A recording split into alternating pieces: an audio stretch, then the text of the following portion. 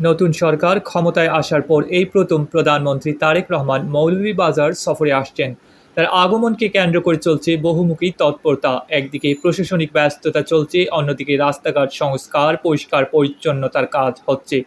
জেলা থেকে গ্রামাঞ্চল পর্যন্ত বিএনপি নেতাকর্মীরা প্রধানমন্ত্রীর সমাবেশকে সফল করতে বৈঠক, আনন্দ মিছিল সহ নানামুখী প্রচারণা চালিয়ে যাচ্ছেন। প্রশাসন, বিএনপি ও স্থানীয় সূত্রে জানা গেছে, প্রধানমন্ত্রী সিলেট ওসমানী আন্তর্জাতিক বিমানবন্দর হয়ে মৌলভীবাজার আসবেন। দুপুরে মৌলভীবাজারের শ্রীমঙ্গল উপজেলার ভিক্টোরিয়া উচ্চ বিদ্যালয় মাঠ এবং পরে মৌলভীবাজার জেলা সদরে মৌলভীবাজার সরকারি উচ্চ বিদ্যালয় মাঠে উপস্থিত থেকে ফ্যামিলি কার্ড বিতরণ করবেন। প্রধানমন্ত্রীর এই আগমনকে কেন্দ্র করে কয়েকদিন থেকে জেলাবাসীর মধ্যে নানা রকম আলাপ আলোচনা শুরু হয়েছে। এতে নতুন করে পুরনো দাবিগুলো আলোচনাতে ফিরে এসেছে।